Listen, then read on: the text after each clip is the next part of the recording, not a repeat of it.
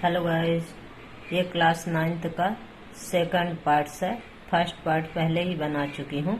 आप लोग उसे देखे हैं कि नहीं, देख लीजिएगा। आप लोग कैसे हैं, आप लोगों की पढ़ाई कैसे चल रही है गाइस।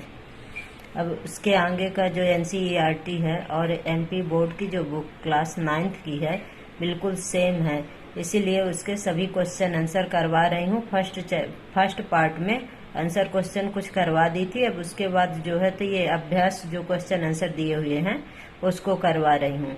अब आप लोग देखिए क्वेश्चन नंबर 1, 0.24 ग्राम ऑक्सीजन एवं बोरान युक्त यौगिक के नमूने में विश्लेषण द्वारा क्या पाया गया कि उसमें 0.096 ग्राम बोरान एवं 0.144 ग्राम ऑक्सीजन है। उस यौगिक के प्रतिशत संगठन का भरात्मक रूप में परिकलन कीजिए। मतलब ये है कि बोरान और ऑक्सीजन दोनों को क्या निकालना है, परसेंटेज इसमें निकालना है। अब अपने पास कंपाउंड कितना दिया हुआ है, 0.24 ग्राम दिया हुआ है।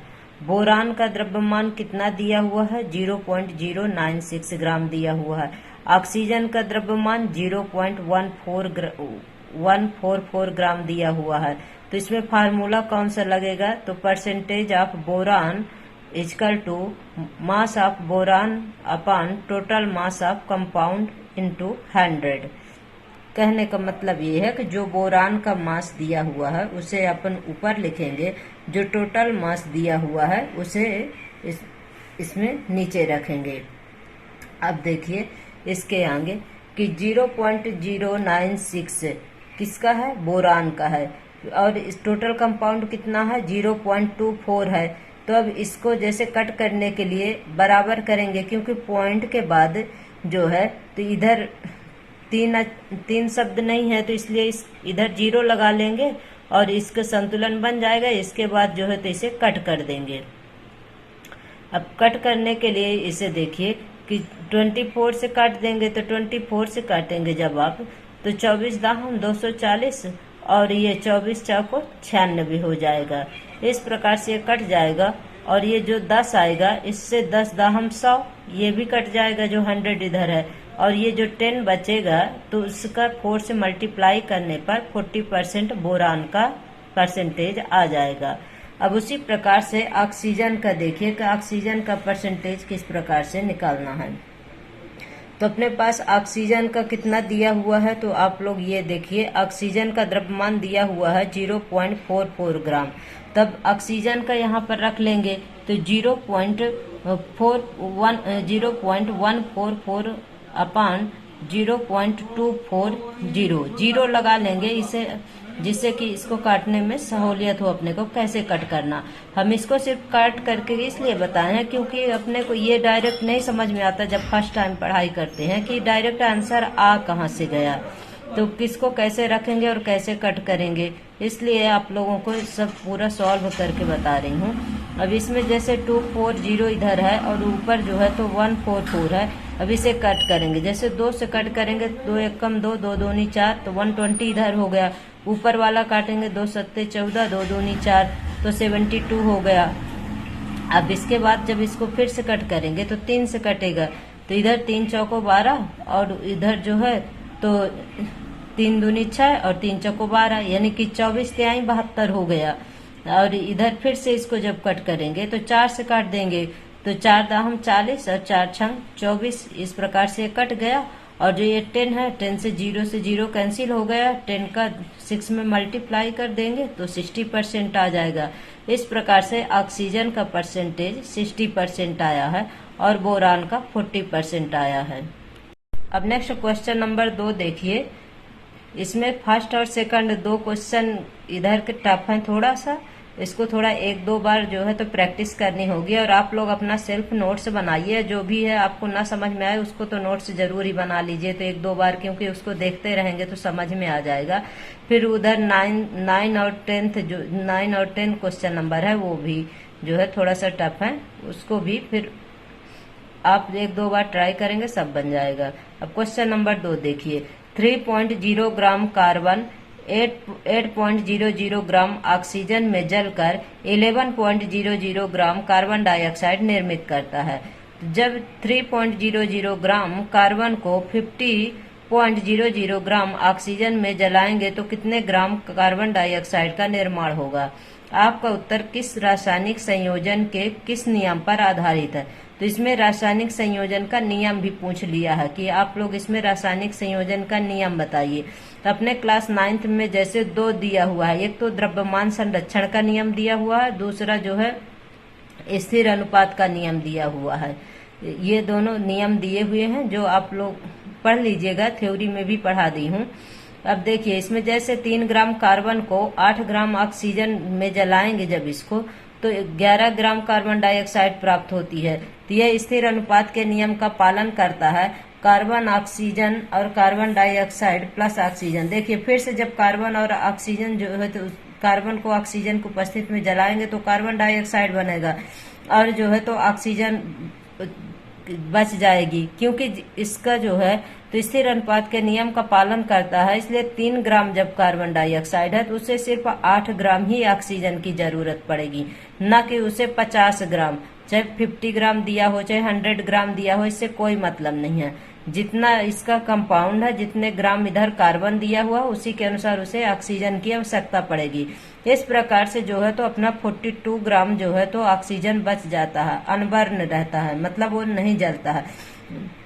अब जैसे ये हो गया कि अगर डायरेक्ट सोचे कि ये 3.8 अनुपात कहाँ से आ गया, तो उसका एग्जाम्पल भी देख लीजिए। यहाँ पर थोड़ा सा बता दी हूँ कि जैसे कार्बन डाइऑक्साइड है तो कार्बन डाइऑक्साइड का फार्मूला क्या होता है, CO2 होता है। तो कार्बन का परमाणु भार 12 है और ऑक्सीजन के 2 परमाणु हैं, ऑक्सीजन 2 परमाणु हैं, इसलिए जो है तो एक का 16 होता है, 2 का 32 हो गया। इस प्रकार जो है तो अब इसको कट कर देंगे, जैसे 12 है 32 है तो इसको 4 से कट कर दीजिए तो 4 3 12 और 4 8 32। इस प्रकार से इसका 3:8 जो है तो 3:8 में अनुपात प्राप्त होता है और यह स्थिर अनुपात के नियम का पालन करता है। फिर रासायनिक संयोजन के नियम, देखिए रासायनिक संयोजन के टोटल 5 दिए हुए हैं, जैसे उसमें 11th क्लास की बुक में दिया हुआ है, बट आप लोगों को अभी 9th में तो 2 ही पढ़ना है, तो 2 ही पढ़िए, द्रव्यमान संरक्षण का नियम और स्थिर अनुपात का नियम। तो इसे भी देख लीजिए। जैसे स्थिर अनुपात का नियम किसने दिया है, तो स्थिर अनुपात का नियम लावाइजिए ने दिया है, सॉरी स्थिर अनुपात का नहीं, द्रव्यमान संरक्षण का नियम लावाइजिए ने दिया है। स्थिर अनुपात का नियम जोसेफ प्राउस्ट ने दिया है। फिर गुणित अनुपात का नियम जो है तो जॉन डाल्टन ने दिया है और गैलुसेक का नियम जोसेफ लुई गैलुसेक ने दिया है। आवोगाद्रो का नियम आवोगाद्रो ने दिया है, थोड़ा लिखने में मिस्टेक हो गया था। गैलुसेक का नियम जोसेफ लुई गैलुसेक है, गुणित अनुपात का नियम जॉन डाल्टन है। अब क्वेश्चन नंबर 3 देखिए। क्वेश्चन नंबर 3 है बहुपरमाणुविक आयन क्या होते हैं, उदाहरण दीजिए। बहुपरमाणुविक आयन जब एक या एक से अधिक परमाणु आपस में मिलते हैं तब परमाणुओं का एक समूह बन जाता है, जिसे बहुपरमाणुविक आयन कहते हैं। मतलब एक से अधिक अणु जिसमें परमाणु होंगे वही बहुपरमाणुविक आयन है। और जैसे इसका एग्जाम्पल है कार्बोनेट है, सल्फेट है, अमोनियम है, नाइट्रेट है, हाइड्रोक्साइड आयन है, हाइड्रोजन सल्फेट है और सल्फेट है। जैसे कार्बोनेट में देखिए कार्बन 1 है, ऑक्सीजन 3 है। इसी प्रकार सल्फेट में सल्फर 1 है और ऑक्सीजन 4 है। अमोनियम में नाइट्रोजन 1 है, हाइड्रोजन 4 है। इस प्रकार मतलब एक या एक से अधिक परमाणु आपस में मिल करके जो भी बनाते हैं कंपाउंड, उसी को क्या कहते हैं, बहुपरमाणुविक आयन कहते हैं। फिर क्वेश्चन नंबर 4 देखिए कि निम्नलिखित के रासायनिक सूत्र लिखिए। अब जैसे मैग्नीशियम क्लोराइड दिया है, कैल्शियम क्लोराइड दिया है, कॉपर नाइट्रेट दिया है, एल्यूमिनियम क्लोराइड दिया है, कैल्शियम कार्बोनेट दिया है। तो अब इसके देखिए कि इसके फार्मूला कैसे बनाते हैं। जैसे इसमें मैग्नीशियम क्लोराइड, तो मैग्नीशियम क्लोराइड में Mg2+ है और क्लोरीन -1- है। अब अगर आप लोग ये सोचे कि मैग्नीशियम में 2+ आयन कैसे आया है, तो देखिए इनकी जो संयोजकता है, संयोजकता के ऊपर डिपेंड करते हैं कि जो भी इसमें जैसे दिया हुआ मैग्नीशियम के जैसे परमाणु क्रमांक कितना है, 12 है और परमाणु भार कितना है, 24 है। क्लोरीन का कितना है, क्लोरीन का 17 है और परमाणु भार जो है तो 35.5 है। अब मैग्नीशियम का जैसे 12 है, तो जो अष्टक का नियम होता है, जो न्यूलैंड ने दिया है अष्टक का नियम, उसमें किस प्रकार से संख्या भरी जाती है। सबसे पहले 2 भरी जाती है, फिर 8 होता है, फिर इसके बाद 16 होता है, फिर इसके बाद 32 होता है। इस प्रकार से जो है तो इनमें संख्या भरी जाती है। 2n स्क्वायर के फॉर्म में जो है तो इनकी जो है तो बैलेंसी भरी जाती है। तो मैग्नीशियम का जैसे 12 है, तो देखिए पहले में जैसे KLMN है, तो पहले में 2 आ जाएगा, फिर दूसरे में 8 आ जाएगा, फिर बाह्य कक्ष में 2 ही इलेक्ट्रॉन बचेंगे। जब इसको 2 इलेक्ट्रॉन बचेंगे तो इसको 6 इलेक्ट्रॉन की आवश्यकता होगी अपना अष्टक पूरा करने के लिए, और इसे 6 इलेक्ट्रॉन कौन देगा, इसीलिए ये जो है तो अपने 2 इलेक्ट्रॉन दान कर देता है। यानी कि अपने जो ये 2 इलेक्ट्रॉन दे देता है, इसके वजह से जो है तो इसके ऊपर 2+ पॉजिटिव आयन आ जाता है। और क्लोरीन का जो 17 होता है, तो इसको अपना अष्टक कंप्लीट करने के लिए 1 इलेक्ट्रॉन की आवश्यकता होती है, तो ये दूसरे से 1 इलेक्ट्रॉन ले लेता है, इसलिए क्लोरीन के ऊपर -1 चार्ज आ जाता है।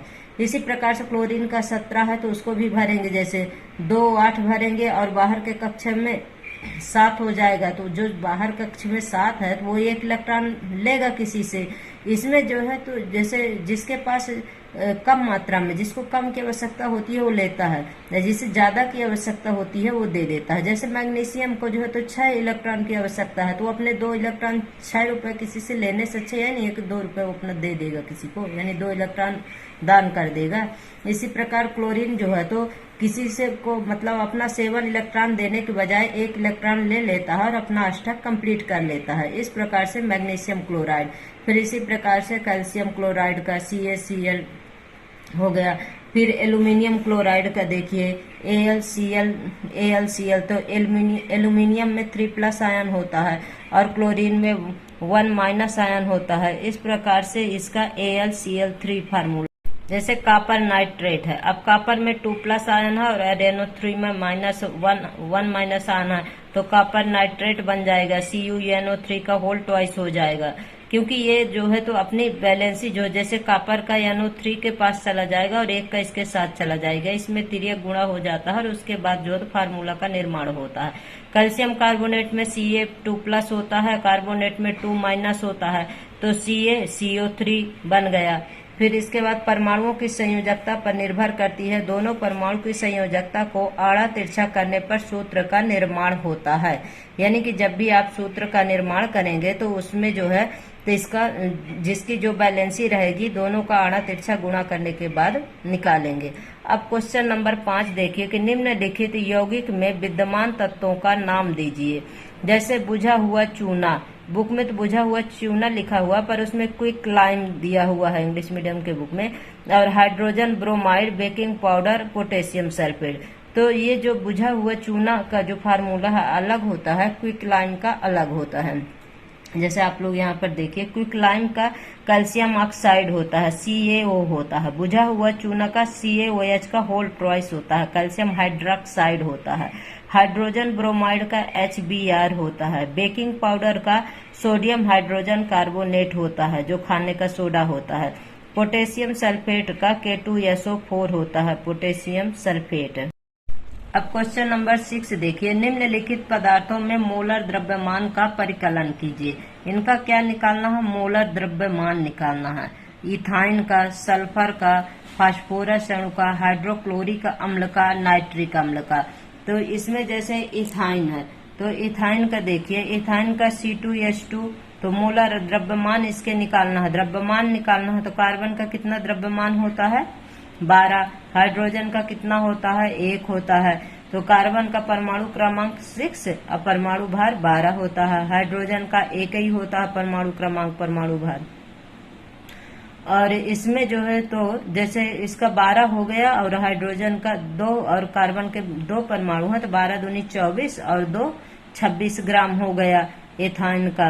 और इसके मोलर द्रव्यमान का परिकलन आणविक द्रव्यमान की तरह किया जाता है। अंतर सिर्फ इतना है कि जो आणविक द्रव्यमान आप निकालेंगे तो उसमें यूनिट लिखेंगे और मोलर द्रव्यमान आप निकालेंगे तो उसमें ग्राम लिखेंगे। फिर देखिए S8 का यानी कि सल्फर का मोलर द्रव्यमान, तो सल्फर का देखिए परमाणु क्रमांक 16 है, परमाणु भार 32 है।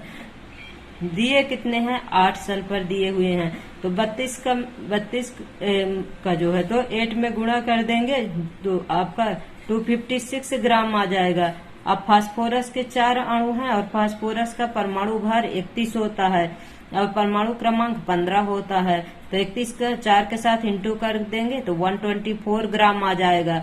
इसी प्रकार हाइड्रोक्लोरिक अम्ल का तो हाइड्रोजन का 1 होता है, क्लोरीन का 35.5 होता है। इस प्रकार 36.5 ग्राम आ जाएगा। अब नाइट्रिक अम्ल का देखिए तो नाइट्रिक अम्ल का फार्मूला क्या होता है, HNO3 होता है। तो हाइड्रोजन का 1 हो गया, नाइट्रोजन का 14 हो गया, ऑक्सीजन का 16 हो गया। लेकिन ऑक्सीजन के 3 परमाणु हैं, इसीलिए ऑक्सीजन का 16 × 48 हो गया। इस प्रकार से 63 ग्राम नाइट्रिक अम्ल के आ गए। क्वेश्चन नंबर 7 देखिए, निम्न का द्रव्यमान क्या होगा। 1 मोल नाइट्रोजन परमाणु, 4 मोल एल्यूमिनियम परमाणु, 10 मोल सोडियम सल्फाइड। इन मोल में दिए हुए हैं और इनको किस में निकालना है, द्रव्यमान में निकालना है।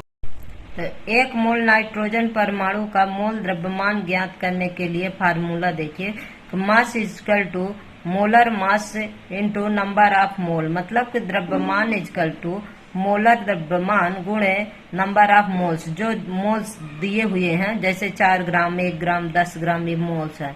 और मोलर मास कितना है, मोलर मास आपको निकालना होगा। जैसे आपको ये पूछा पहले 1 मोल नाइट्रोजन, तो नाइट्रोजन का मोलर मास कितना होता है, नाइट्रोजन का 14 होता है। और नंबर ऑफ मोल्स कितना दिया हुआ है, 1 दिया हुआ है।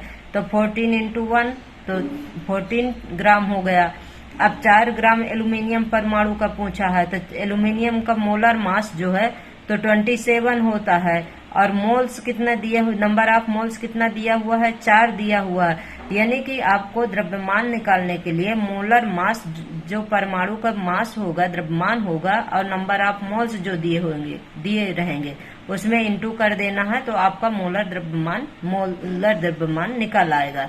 अब जैसे एल्यूमिनियम का 27 × 4, 27 एल्यूमिनियम का क्या है, परमाणु द्रव्यमान है। अब 4 इसका क्या है, नंबर ऑफ मोल्स है। तो 4 का इंटू कर देंगे तो 108 ग्राम आ गया। अब देखिए 10 मोल सोडियम सल्फेट का परमाणु द्रव्यमान निकालना है। तो सोडियम का कितना दिया हुआ है, सोडियम के 2 दिए हुए हैं, सल्फर के 1 परमाणु है और ऑक्सीजन के 3 परमाणु है। तो सोडियम का परमाणु भार कितना होता है, 23 होता है। और इसका सल्फर का कितना होता है, 32 होता है। ऑक्सीजन का कितना होता है, 16 होता है। अब तो आप लोगों को याद भी हो गया होगा बार बार बताते बताते कि किसका क्या परमाणु क्रमांक है और परमाणु भार है। तो इसका देखिए सोडियम के जैसे 2 परमाणु है तो 23 दूना 46 हो गया, और सल्फर 1 है तो उसका 32 ही हो गया। प्लस जो है तो ऑक्सीजन का 16 होता है, 16 × 48 हो गया। इस प्रकार 126 टोटल आ गया। लेकिन मोल्स, नंबर ऑफ मोल्स कितने दिए हुए हैं, 10 दिए हुए हैं। तो 10 का इंटू कर देंगे, जो मोलर द्रव्यमान अपना निकला है, मोलर द्रव्यमान में मोल्स का इंटू कर देंगे तो 1260 ग्राम हो जाएगा। और इसका फार्मूला ये द्रव्यमान equal to molar mass into मोलों की संख्या, ये आप लोग जब ध्यान रखेंगे तो बहुत इजीली निकाल लेंगे। गाइज, आप लोगों को क्लास कैसी लगी, आप लोग क्लास को लाइक करिए, कमेंट करिए, सब्सक्राइब करिए। Thank you so much guys.